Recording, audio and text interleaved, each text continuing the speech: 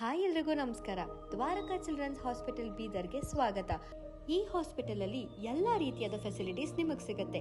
NICU, ventilator, general ward, day care, children's OT, medical, vaccination, ambulance service, normal delivery, nebulisation, ಈ ರೀತಿ ಹಲವಾರು facilities ನಿಮಗೆ ಸಿಗುತ್ತೆ. ಅಷ್ಟೇ ಅಲ್ಲದೆ ನಿಮಗೋಸ್ಕರ ಇನ್ಫ್ಯಾಕ್ಟ್ ಚೈಲ್ಡ್ ಸ್ಕ್ರೀನಿಂಗ್ ಕೂಡ ಇದೆ. Cough, fever, thyroid, diabetes, malaria, jaundice, typhoid, so ಈ ರೀತಿ ಹಲವಾರು ಪ್ರಾಬ್ಲಮ್ಸ್ಗೆ ಇಲ್ಲಿ ನಿಮಗೆ ಪರ್ಫೆಕ್ಟ್ ಸೊಲ್ಯೂಷನ್ ಸಿಗುತ್ತೆ. ಇಲ್ಲಿ ತುಂಬಾನೇ ಸ್ಪೆಷಲೈಸ್ಡ್ ಹಾಗೂ ಎಕ್ಸ್ಪೀರಿಯನ್ಸ್ ಡಾಕ್ಟರ್ಸ್ ನಿಮಗೆ ಟ್ರೀಟ್ಮೆಂಟ್ ಕೊಡ್ತಾರೆ. ಒಳ್ಳೆ ಹೆಲ್ತ್ ಎಷ್ಟು ಇಂಪಾರ್ಟೆಂಟು, ಚಾಯ್ಸ್ ಆಫ್ ಹಾಸ್ಪಿಟಲ್ ಅಷ್ಟೇ ಇಂಪಾರ್ಟೆಂಟು. ಸೊ ಚೂಸ್ ಮಾಡಿ ದ್ವಾರಕಾ ಚಿಲ್ಡ್ರನ್ಸ್ ಹಾಸ್ಪಿಟಲ್ ಬೀದರ್.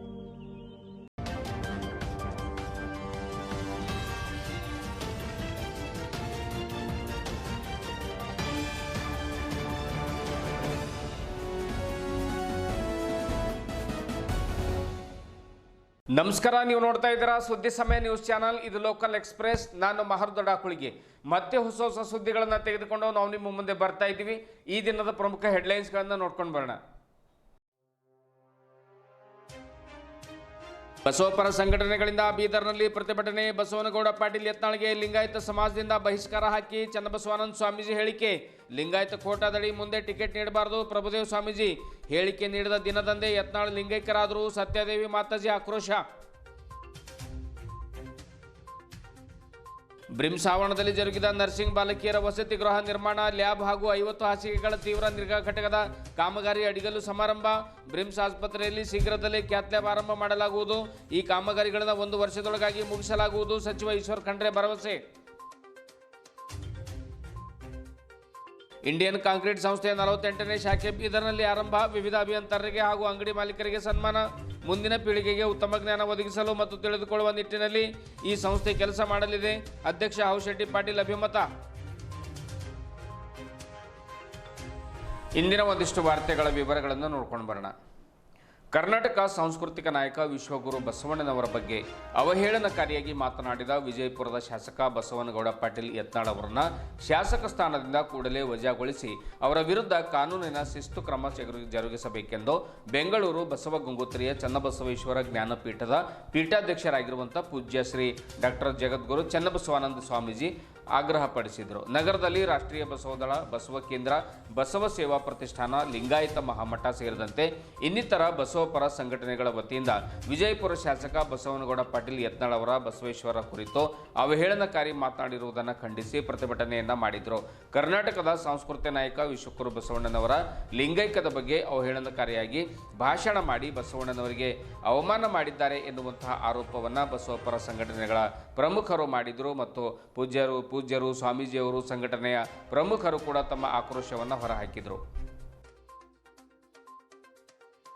ವಿಶ್ವಗುರು ಬಸವಣ್ಣನವರು ಹೊಳೆಗೆ ಹಾರಿ ಪ್ರಾಣ ಬಿಟ್ಟರು ಎಂಬ ಆಧಾರರಹಿತ ಸುಳ್ಳನ್ನು ತಮ್ಮ ಭಾಷಣದಲ್ಲಿ ಬಳಸಿ ಬಸವಣ್ಣನವರು ಓರ್ವ ಹೇಡಿಯಾಗಿದ್ದರು ಎನ್ನುವ ಅರ್ಥದಲ್ಲಿ ಮಾತನಾಡಿ ಗುರು ಬಸವಣ್ಣನವರಿಗೆ ಅವಮಾನ ಮಾಡಿದ್ದಾರೆ. ಲಿಂಗಾಯತರ ಧರ್ಮಸ್ಥಾಪಕ ವಿಶ್ವಗುರು ಬಸವಣ್ಣನವರನ್ನು ಅವಮಾನ ಮಾಡಿರುವಂತಹ ಬಸವನಗೌಡ ಪಾಟೀಲ್ ಯತ್ನಾಳರಿಗೆ ಇನ್ನು ಮುಂದೆ ಪಕ್ಷ ಹಾಗೂ ಸರ್ಕಾರದ ವತಿಯಿಂದ ಲಿಂಗಾಯತ ಮೀಸಲಾತಿ ಕೋಟಾದಲ್ಲಿ ಯಾವುದೇ ಸೌಲಭ್ಯಗಳನ್ನು ನೀಡಬಾರದು. ಇವರ ವಿರುದ್ಧ ಕಾನೂನಿನ ಶಿಸ್ತು ಕ್ರಮ ಕೈಗೊಂಡು ಇವರನ್ನ ಶಾಸಕ ಸ್ಥಾನದಿಂದಲೇ ವಜಾಗೊಳಿಸಬೇಕೆಂದು ಪೂಜ್ಯ ಸ್ವಾಮೀಜಿ ಸ್ಪೀಕರ್ ಅವರಿಗೆ ಒಂದು ಮನವಿ ಪತ್ರದ ಮುಖಾಂತರವಾಗಿ ಒತ್ತಾಯ ಮಾಡಿದರು. ಲಿಂಗಾಯತ ಮಹಾಮಠದ ಪೂಜ್ಯ ಶ್ರೀ ಪ್ರಭುದೇವರು ಮಾತನಾಡಿ ಲಿಂಗಾಯತ ಹೆಸರಿನಲ್ಲಿ ಗೆದ್ದು ಬಸವಣ್ಣನವರನ್ನೇ ಅವಮಾನ ಮಾಡಿರುವಂತಹ ಯತ್ನಾಳ್ ಅವರಿಗೆ ಲಿಂಗಾಯತ ಸಮಾಜದಿಂದ ಬಹಿಷ್ಕಾರ ಹಾಕಬೇಕೆಂದು ಹೇಳಿದರು. ಬಸವಣ್ಣನವರು ಹೇಡಿಯಾಗಿರಲಿಲ್ಲ. ನಾಳೆ ಬಪ್ಪುದು ನಮಗಿಂದೆ ಬರಲಿ, ಇಂದು ಬಪ್ಪುದು ನಮಗೀಗಲೇ ಬರಲಿ ಎಂದು ಎಲ್ಲರನ್ನೂ ಕೂಡ ಧೈರ್ಯ ತುಂಬಿರ್ತಕ್ಕಂಥ ಬಸವಣ್ಣನವರ ಬಗ್ಗೆ ಈ ರೀತಿ ಅವರು ಮಾತನಾಡಬಾರ್ದಾಗಿತ್ತು ಅನ್ನುವಂಥ ಮಾತನ್ನು ಕೂಡ ಹೇಳಿದರು. ಬೀದರ್ ಬಸವ ಮಂಟಪದ ಪೂಜ್ಯ ಶ್ರೀ ಸದ್ಗುರು ಮಾತೆ ಸತ್ಯಾದೇವಿ ಅವರು ಮಾತನಾಡ್ತಾರೆ.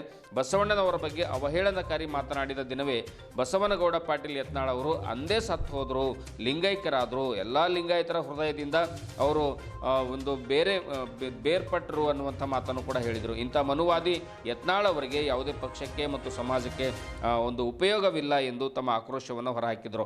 ಲಿಂಗಾಯತ್ ಸಮನ್ವಯ ಸಮಿತಿ ರಾಜ್ಯ ಸಂಚಾಲಕ ಶ್ರೀಕಾಂತ್ ಸ್ವಾಮಿ ಅವರು ಕೂಡ ಈ ಸಂದರ್ಭದಲ್ಲಿ ಮಾತನಾಡ್ತಾರೆ. ಬಸವೇಶ್ವರ ವೃತ್ತದಿಂದ ಆರಂಭವಾದ ಪ್ರತಿಭಟನಾ ಮೆರವಣಿಗೆ ಜಿಲ್ಲಾಧಿಕಾರಿ ಕಚೇರಿವರೆಗೆ ತೆರಳಿ ಮಾನ್ಯ ವಿಧಾನಸಭಾ ಅಧ್ಯಕ್ಷರಿಗೆ ಬರೆದ ಮನವಿ ಪತ್ರವನ್ನು ಜಿಲ್ಲಾಧಿಕಾರಿಗಳ ಮುಖಾಂತರವಾಗಿ ಸಲ್ಲಿಸಿದರು. ಇದೇ ವೇಳೆ ರಾಷ್ಟ್ರೀಯ ಬಸವದಳ, ಲಿಂಗಾಯತ ಧರ್ಮ ಮಹಾಸಭಾ, ಕ್ರಾಂತಿ ಗಂಗೋತ್ರಿ, ಅಕ್ಕನಾಗ ನಾಗಲಾಂಬಿಕಾ ಮಹಿಳಾ ಗಣ, ಬಸವ ಕೇಂದ್ರ, ಬಸವ ಸೇವಾ ಪ್ರತಿಷ್ಠಾನ, ಲಿಂಗಾಯತ ಮಹಾಮಠ ಸೇರಿದಂತೆ ಇನ್ನಿತರ ಬಸವಪರ ಸಂಘಟನೆಗಳು, ಸಂಘ ಸಂಸ್ಥೆಗಳ ಪ್ರಮುಖರು ಈ ಸಂದರ್ಭದಲ್ಲಿ ಹಾಜರಿದ್ದರು. ಎಲೆಕ್ಷನ್ ಬಂದಾಗ ಟಿಕೆಟ್ ಬೇಕಾದ್ರೆ ನಾ ಲಿಂಗಾಯತ ಅಂತ ಬೇಕು, ಪಂಚಮಸಾಲಿ ಲಿಂಗಾಯತ 2A ಕೊಡ್ರಿ, 2-3 ಬೇಕು, 2B ಕೊಡ್ರಿ ಅಂತೇಳಿ ಹೋರಾಟ ಮಾಡ್ತಾರೆ. ಪಂಚಮಸಾಲಿ ಲಿಂಗಾಯತ ಅಂತ ಮತ್ತು ಲಿಂಗಾಯತ ಇದೀನಿ ಅಂತೇಳಿ ಪಕ್ಷದಲ್ಲಿ ಟಿಕೆಟ್ ತಗೊಳ್ತಾರೆ. ಆಮೇಲೆ ಎಲೆಕ್ಷನ್ದಾಗ ಗೆದ್ದು ಬಂದ ಮೇಲೆ ಸಿಗಬೇಕಾದ್ರೆ ಲಿಂಗಾಯತರ ಕೋಟದಾಗ ಕೊಡ್ರಿ ಅಂತ ಕೇಳ್ತಾರೆ. ಆಮೇಲೆ ಯಾವುದೇ ಸರ್ಕಾರದ ಸೌಲಭ್ಯಗಳು ಪಕ್ಷದೊಳಗೆ ಮತ್ತು ಸರ್ಕಾರದ ವತಿಯಿಂದ ಸಿಗುವಂಥ ಸೌಲಭ್ಯಗಳನ್ನು ಲಿಂಗಾಯತ ಹೆಸರಲ್ಲಿ ತಗೋತಾರೆ. ಆದರೆ ಲಿಂಗಾಯತ ಧರ್ಮ ಸ್ಥಾಪಕರಾದಂಥ ಬಸವಣ್ಣನವ್ರ ಬಗ್ಗೆ ಇಷ್ಟೊಂದು ಅವಹೇಳನಕಾರಿಗೆ ಮಾತಾಡ್ತಾರಂದರೆ ನಾವು ಸರ್ಕಾರಕ್ಕೆ ಮತ್ತು ಅವ್ರು ಇರ್ತಕ್ಕಂಥ ಪಕ್ಷಕ್ಕೆ ಭಾಜಪಕ್ಕೆ ನಾವೊಂದು ಮನವಿ ಕೊಡ್ತಾ ಇದ್ದೀವಿ. ಮನವಿ ಪತ್ರ ಮೂಲಕ ಜಿಲ್ಲಾಧಿಕಾರಿಗಳ ಮೂಲಕ ಸಭಾಪತಿಗಳಿಗೆ, ವಿಧಾನಸಭಾ ಸಭಾಪತಿಗಳು, ಸ್ಪೀಕರ್ ಅವರಿಗೆ ಕೊಡ್ತಾ ಇದ್ದೀವಿ. ಅವರಿಗೆ ಈ ಯತ್ನಾಳ್ ಪಾಟೀಲರಿಗೆ, ಯತ್ನಾಳ್ ಗೌಡರಿಗೆ ಇನ್ನು ಮುಂದೆ ಲಿಂಗಾಯತದ ಹೆಸರಿನಲ್ಲಿ ಸಿಗುವಂಥ ಯಾವುದೇ ಒಂದು ಮೀಸಲಾತಿ, ಲಿಂಗಾಯತ ಕೋಟಾದಲ್ಲಿ ಸಿಗುವಂಥ ಮೀಸಲಾತಿ ಸವಲತ್ತುಗಳು ಈ ಯತ್ನಾಳ್ ಪಾಟೀಲನಿಗೆ ಕೊಡಬಾರ್ದು, ಅವನು ಲಿಂಗಾಯತ ಅಲ್ಲ ಅಂತ ನಾವು ನಿರ್ಧಾರ ಮಾಡಿ ಮನವಿ ಪತ್ರ ಕೊಡ್ತಾ ಇದ್ದೀವಿ. ಲಿಂಗಾಯತ ಕೋಟಾದಲ್ಲಿ ಯಾವುದೂ ಕೂಡ ಸೌಲಭ್ಯ ಅವ್ರಿಗೆ ಸಿಗಬಾರ್ದು ಅಂತೇಳಿ ನಾವು ಒತ್ತಾಯ ಮಾಡ್ತಾ ಇದ್ದೀವಿ. ಅವ್ರು ಲಿಂಗಾಯತನೇ ಅಲ್ಲ, ಬಾಯಿ ತೆರೆದ್ರೆ ಬೇರೆನೇ ಹೇಳ್ತಾರೆ. ಅದಕ್ಕಾಗಿ ಮನವಿ ಪತ್ರವನ್ನು ಓದಿ ಈಗ ನಾವು ಕೊಡ್ತಾ ಇದ್ದೇವೆ. ಲಿಂಗಾಯತ ಧರ್ಮದಿಂದ ನಾವು ಅವರನ್ನು ಬಹಿಷ್ಕಾರ ಹಾಕ್ಬಿಟ್ಟಿದ್ದೀವಿ, ಉಚ್ಚಾಟನೆ ಮಾಡಿಬಿಟ್ಟಿದ್ದೀವಿ. ಇನ್ನು ಮೇಲೆ ಲಿಂಗಾಯತ ಅಲ್ಲ ಅಂತೇಳಿ ನಾವು ಈ ಮೂಲಕ ಘೋಷಣೆಯನ್ನು ಮಾಡ್ತಾ ಇದ್ದೀವಿ. ಬೇಕಾದಾಗ ಬಹಳ ಮಾರ್ಮಿಕವಾಗಿರ್ತಕ್ಕಂಥ ವಿಚಾರಗಳು ತಿಳಿಸಿದರು. ಈ ಅಮ್ಮ ನಡೆ ನುಡಿಗೆಲ್ಲ ಶರಣರ ವಚನ ದರ್ಪಣ ಅಂತ ಹೇಳ್ತೀವಿ. ನಾವು ಯಾವುದೇ ಒಂದು ವಿಚಾರ ಪ್ರಸ್ತಾಪ ಮಾಡಬೇಕಾದ್ರೂ ಕೂಡ ನಮಗೆ ಇತಿಹಾಸದ ಅರಿವಿರಬೇಕು. ಈಗಾಗಲೇ ನಾವು ನೋಡ್ತೀವಿ ವಚನಗಳಲ್ಲಿ ಬಸವಣ್ಣನವರು ಲಿಂಗೈಕ್ಯರಾಗಿರ್ತಕ್ಕಂಥ ಸ್ಥಿತಿಯನ್ನ ಮಡಿವಾಳ ಮಾಚಿ ತಂದೆಯವರು ಕಣ್ಣಾರೆ ಕಂಡು ಬರೀತಾರೆ. ಹುಟ್ಟ ಸೀರೆಯ ಕಳೆದು ಹೋದಾತ ನೀನಲ್ಲ ಬಸವಣ್ಣ, ಬೆಳಗನುಟ್ಟು ಬಯಲಾಗಿ ಹೋದೆಯಲ್ಲ ಬಸವಣ್ಣ ಅಂತ ಹೇಳ್ತಾರೆ. ಅರ್ಥಾತ್ ಬಸವಣ್ಣನವರು ಲಿಂಗ ಪೂಜೆಯನ್ನ ಮಾಡ್ತಾ ಲಿಂಗದೊಳಗಾದ್ರು ಅಂತಕ್ಕಂಥದ್ದನ್ನ ನಾವು ನೋಡ್ತೀವಿ. ಮತ್ತೆ ನೀಲಾಂಬಿಕಾ ತಾಯಿಯವರಿಗೆ ಕರೀಲಿಕ್ಕೆ ಕಳಿಸಿದಾಗ ನೀಲಾಂಬಿಕಾ ತಾಯಿಯವರು ಕೂಡ ಹೇಳ್ತಾರೆ, ಅಲ್ಲಿರ್ಪ ಸಂಗಮ ನಿಲ್ಲಿಲ್ಲವೇ ಅಂತ ಹೇಳ್ತಾರೆ. ಅಂದ್ರೆ ಬಸವಣ್ಣನವರು ಚೈತನ್ಯ ಸ್ವರೂಪಿಯಾಗಿ ಎಲ್ಲರ ಕಡೆ ಇದ್ದಾರೆ ಅಂತಕ್ಕಂಥ ಮಾತು ಕೂಡ ಇಲ್ಲಿ ನೀಲಾಂಬಿಕಾ ತಾಯಿಯವರು ತಿಳಿಸ್ತಾರ. ಇಂಥ ಇತಿಹಾಸದ ಅರಿವಿಲ್ಲಾರ್ದೇನೆ ಮಾತಾಡ್ತಕ್ಕಂಥದ್ದು ಅಜ್ಞಾನ ಅಂತ ತೋರಿಸ್ತದೆ. ಯಾಕೆಂದ್ರೆ ಇವತ್ತ ಇಡೀ ಜಗತ್ತಿಗೆ ಪ್ರಜಾಪ್ರಭುತ್ವದ ಕಲ್ಪನೆಯನ್ನು ಕೊಟ್ಟಿರ್ತಕ್ಕಂಥವ್ರು ಬಸವಣ್ಣನವರು 12ನೇ ಶತಮಾನದಲ್ಲಿ ಅನುಭವ ಮಂಟಪದ ಮುಖಾಂತರವಾಗಿ ಅಂತ ಭಾರತದ ಪ್ರಧಾನಮಂತ್ರಿಗಳು ಹೇಳಿ ಹೋಗಿ ಬ್ರಿಟನ್ ನಲ್ಲಿ ಮೂರ್ತಿ ಉದ್ಘಾಟನೆ ಮಾಡಿ ಬರ್ತಾರ. ಆದ್ರೆ ಅದೇ ಪಕ್ಷದ ಒಬ್ಬ ಶಾಸಕರಾಗಿ ಒಂದು ಜವಾಬ್ದಾರಿ ಸ್ಥಾನದಾಗಿ ನಿಂತು ಏನ್ ಮಾತಾಡ್ಬೇಕು ಅಂತಕ್ಕಂಥ ಅರಿವಿರಲಾರ್ದೇನೆ ಮಾತಾಡಿದ ನೋಡಿದ್ರೆ ಅವ್ರಿಗೆ ಇತಿಹಾಸದ ಪ್ರಜ್ಞೆ ಇಲ್ಲ ಅಂತ ಅನಿಸ್ತದ. ಅದಕ್ಕಾಗಿ ಈ ಮಾತು ಯಾವುದೇ ಒಬ್ಬ ಲಿಂಗಾಯತನು ಕೂಡ ಒಪ್ಕೊಳ್ತಕ್ಕಂಥ ಮಾತಲ್ಲ. ಯಾಕೆಂದ್ರೆ ಇವನಾರವ ಎನ್ನದೆ ಎಲ್ಲರನ್ನ ಹಿಂಬಿಟ್ಕೊಂಡಿರ್ತಕ್ಕಂಥದ್ದು ಅದು ಲಿಂಗಾಯತ ಧರ್ಮ. ಅಂಥದ್ರಲ್ಲಿ ನಾವು ಜಾತಿಯಿಂದ ಮತ್ತು ಯಾವುದೇ ಒಂದು ವಿಚಾರದಿಂದ ಭಿನ್ನ ತೋರಿಸೋದಿಲ್ಲ. ಅಂಥದ್ರಲ್ಲಿ ಇವ್ರು ಹೇಳಿರ್ತಕ್ಕಂಥ ಹೇಳಿಕೆ ಪ್ರತಿಯೊಬ್ಬ ಲಿಂಗಾಯತನ ಖಂಡಿಸುವುದು ಮಾತ್ರ ಅಲ್ಲ, ಅವರನ್ನ ಶಾಸಕತ್ವದಿಂದ ವಜಾಗೊಳಿಸಬೇಕು ಮತ್ತು ಲಿಂಗಾಯತ ಕೋಟಾದಡಿ ಅವರಿಗೆ ಯಾವುದೇ ಸೌಲಭ್ಯಗಳು ಕೊಡಬಾರ್ದು ಅಂತಕ್ಕಂಥ ನಿರ್ಣಯ ಉಚ್ಚಾಟನೆ ನಿರ್ಣಯ ಕೈಗೊಂಡಿರ್ತಕ್ಕಂಥದ್ದು ನಿಜವಾಗ್ಲೂ ಒಂದು ಬೆಸ್ತಕ್ಕಂಥ ಮಾತು. ಇದು ನನಗೆ ಬಹಳ ಖೇದ ಅನಿಸ್ತಾ ಇದೆ. ಖಂಡಿತವಾಗಿ ಕೂಡ ಯತ್ನಾಳನು ಇವತ್ತು ಬಸವಣ್ಣನವರನ್ನ ಹೊಳೆ ಹಾರಿ ಸತ್ರು ಅನ್ನುವಂತಹ ಭಾಷೆಯನ್ನ ಬಳಸ್ತಾ ಇದ್ದಾನೆ. ಆದರೆ ನಾಳೆ ಬಪ್ಪುದು ನಮಗೆ ಹಿಂದೆ ಬರಲಿ, ಇಂದು ಬಪ್ಪುದು ನಮಗೆ ಈಗಲೇ ಬರಲಿ, ಜಾತಶ್ಯ ಮರಣಂ ಧ್ರುವಂ ಅಂತ ಹೇಳ್ಬಿಟ್ಟು ಗುರು ಬಸವಣ್ಣನವರು ಹೇಳ್ತಾರೆ. ಅಂಥವರು ಇದು ಹೇಡಿಗಳಂತೆ ಹೋಗಿ ಹೊಳೆ ಹಾರಲಿಕ್ಕೆ ಸಾಧ್ಯ ಉಂಟಾ? ನೀಲಾಂಬಿಕಾ ತಾಯಿಯವರು ಹೇಳ್ತಾರೆ ಬಯಲಿನಲ್ಲಿ ಬಯಲಾದ್ರು ಅಂತೇಳಿ. ಅದೇ ರೀತಿ ಬಸವಣ್ಣನವರು ಹೇಳ್ತಾರೆ ಸೃಷ್ಟಿಕರ್ತ ಪರಮಾತ್ಮ ತನಗೆ ಬೇಕೆಂದು ಎತ್ತಿಕೊಂಡ ಅಂತೇಳಿ. ಹೀಗೆ ಹಲವಾರು ವಚನಗಳು ಈ ಜಗತ್ತಿನಲ್ಲಿ ಸಾಕ್ಷಿ ಇರುವಂತಹ ಸಂದರ್ಭದಲ್ಲಿ ಈ ಯತ್ನಾಳನಿಗೆ ಮಾತ್ರ ಹೊಳೆ ಹರಿದು ಕಂಡು ಬಂತ. ಅದಕ್ಕಾಗಿ ನಾನು ಮೊನ್ನೆ ತಾನೇ ಹೇಳಿದ್ದೇನೆ, ಯಾವತ್ತು ನೀನು ಬಸವಣ್ಣನವರನ್ನ ಹೊಳೆ ಹಾರಿಸಿದೋ ಅವತ್ತು ನೀನು ಲಿಂಗಾಯತ ಧರ್ಮದಲ್ಲಿ ಸತ್ತಿ ಅಂತೇಳಿ ನಾನು ಘೋಷಣೆಯನ್ನು ಮಾಡಿದ್ದೇನೆ. ಅದ ಸತ್ತು ಹೋದ. ಅದಕ್ಕಾಗಿ ಆ ಯತ್ನಾಳನನ್ನ ಲಿಂಗಾಯತ ಧರ್ಮದಿಂದ ನಿಜವಾಗ್ಲೂ ಶ್ರೀಕಾಂತ್ ಸ್ವಾಮಿ ಅವ್ರು ಹೇಳಿದಂಗೆ ಅವನಿಗೆ ವಜಾ ಮಾಡ್ಬೇಕು, ಹೊರಗಡೆ ಹಾಕ್ಬೇಕು, ಅವನಿಗೆ ಅದಕ್ಕೆ ಉಚ್ಚಾಟನೆ ಮಾಡ್ಬೇಕು. ಅವನ್ ಲಿಂಗಾಯತ ಅಂತ ಹೇಳ್ಕೊಳ್ಳಿಕ್ಕೆ ನಾಲಾಯಕ ಅವನು. ಅದಕ್ಕಾಗಿ ಇಂಥ ಗುರು ಬಸವಣ್ಣನವರ ಬಗ್ಗೆ ಅವಹೇಳನ ಮಾಡಿದಾಗ ಇಡೀ ಬೀದರ್ ಡಿಸ್ಟಿಕ್, ಬೀದರ್ ಅಷ್ಟೇ ಅಲ್ಲ ಇಡೀ ಜಗತ್ತು ಎದ್ದೇಳಬೇಕಾಗಿತ್ತು. ಯಾವುದೇ ಸಮಾಜ ಇರಲಿ, ಯಾರೇ ಇರುವ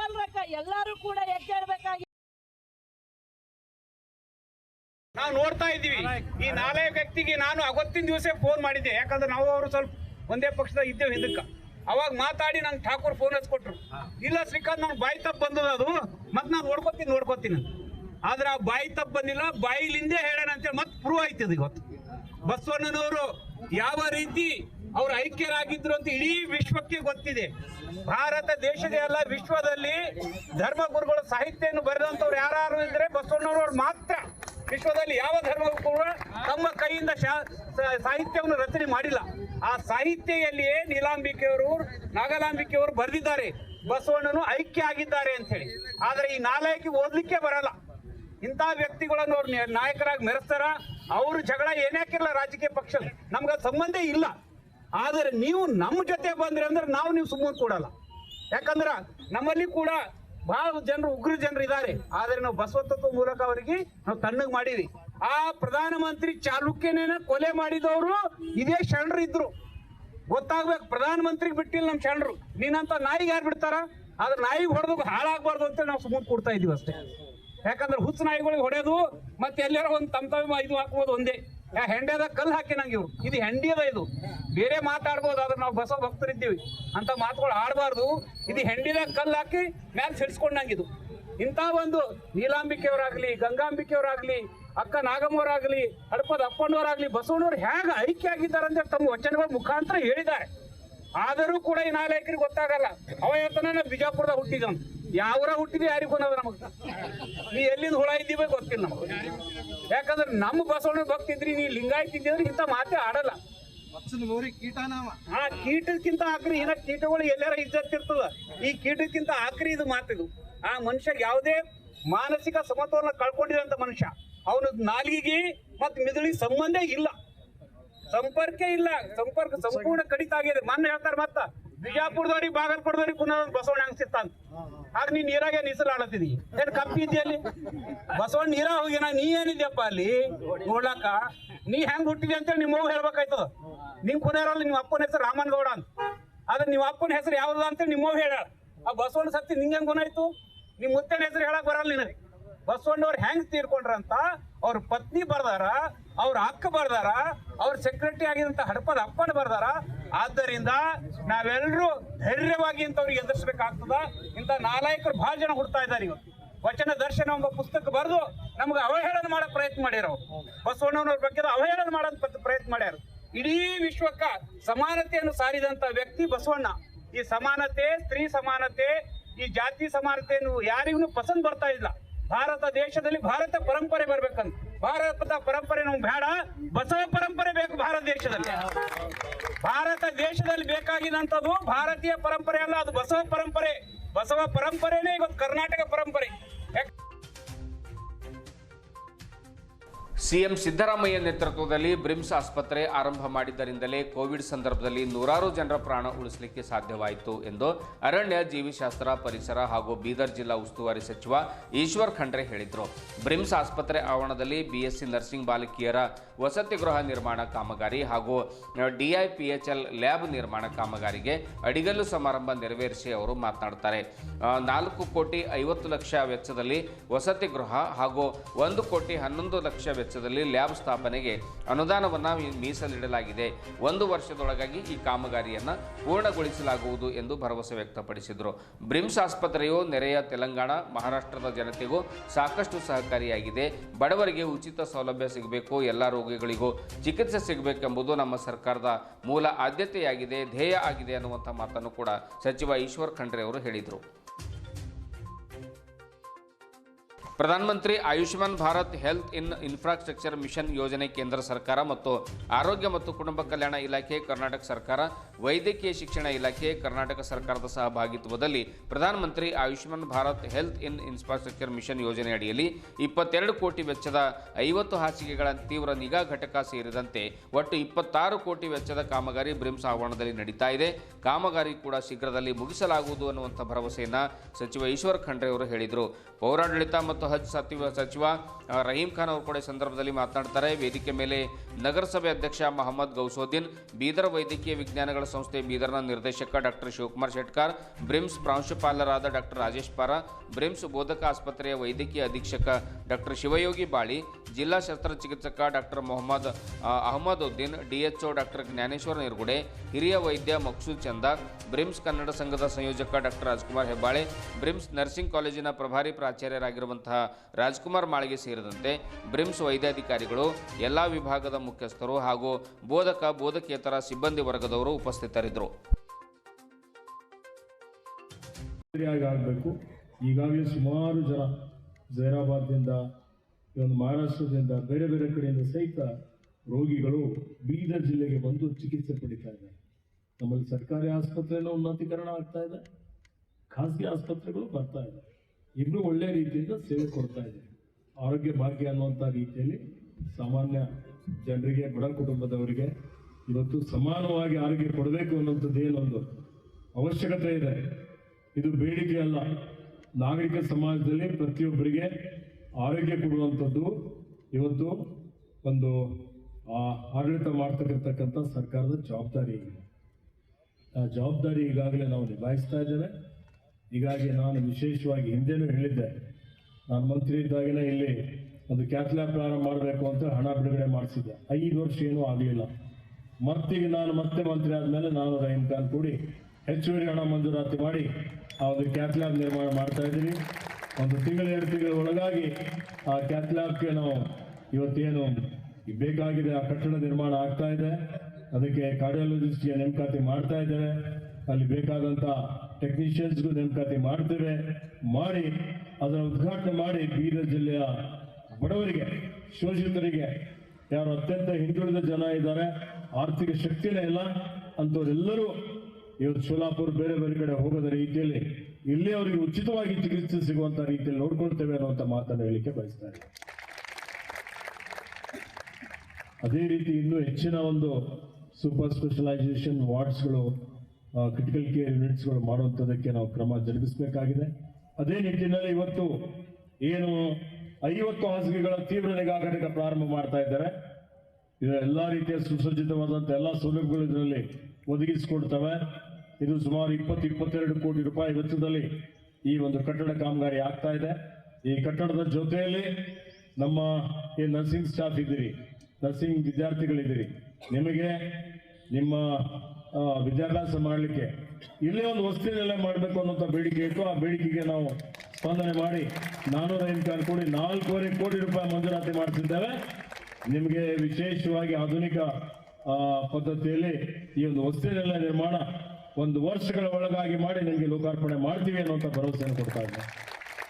ಅದೇ ರೀತಿಯಲ್ಲಿ DIPHL ಲ್ಯಾಬ್ ನಿರ್ಮಾಣ ಮಾಡಲಿಕ್ಕೆ 1,11,00,000 ರೂಪಾಯಿ ಅನುದಾನ ಮಂಜೂರಾತಿ ಮಾಡಿಸಿದ್ದೇವೆ. ಅದಕ್ಕೆ ಅಡಿಗಲು ಹಾಕಿದ್ದೇವೆ. ಇವತ್ತೆಲ್ಲ ಕೂಡಿ ಸುಮಾರು 26 ಕೋಟಿ ರೂಪಾಯಿ ವೆಚ್ಚದಲ್ಲಿ ಈ ಬ್ರಿಮ್ಸ್ ಆಸ್ಪತ್ರೆ ಆವರಣದಲ್ಲಿ ಈ ಎಲ್ಲ ಕಾಮಗಾರಿಗಳು ನಡೀತಾ ಇದೆ. ಇನ್ನೇನು ಸುಮಾರು ಕಾಮಗಾರಿಗಳು ಈಗಾಗಲೇ ಇವತ್ತು ಪ್ರಾರಂಭ ಮಾಡಿದ್ದೇವೆ. ಬರುವಂತಹ ದಿನಮಾನಗಳಲ್ಲಿ ಬ್ರಿಮ್ಸ್ ಆಸ್ಪತ್ರೆ ಹೈದರಾಬಾದ್, ಬೆಂಗಳೂರು ತರ ಒಂದು ಸುಸಜ್ಜಿತವಾದಂಥ ಎಲ್ಲ ಸೌಲಭ್ಯಗಳನ್ನು ಒಳಗೊಂಡಂತ ಒಂದು ಆಸ್ಪತ್ರೆಯಾಗಿ ಪರಿವರ್ತನೆ ಆಗ್ತದೆ ಅನ್ನುವಂಥ ಒಂದು ಭರವಸೆ ತಮ್ಮೆಲ್ಲರಿಗೆ ನನ್ನ ಪರವಾಗಿ, ನಮ್ಮ ಸರ್ಕಾರ ಪರವಾಗಿ ನಾನು ತಮ್ಮಲ್ಲಿ ಕೊಡಲಿಕ್ಕೆ ಇಷ್ಟಪಡ್ತಾ ಇದ್ದೀನಿ. ಇಂಡಿಯನ್ ಕಾಂಕ್ರೀಟ್ ಸಂಸ್ಥೆಯು ಬೀದರ್ನಲ್ಲಿ ತನ್ನ 48ನೇ ಶಾಖೆಯನ್ನು ಆರಂಭ ಮಾಡಿತು.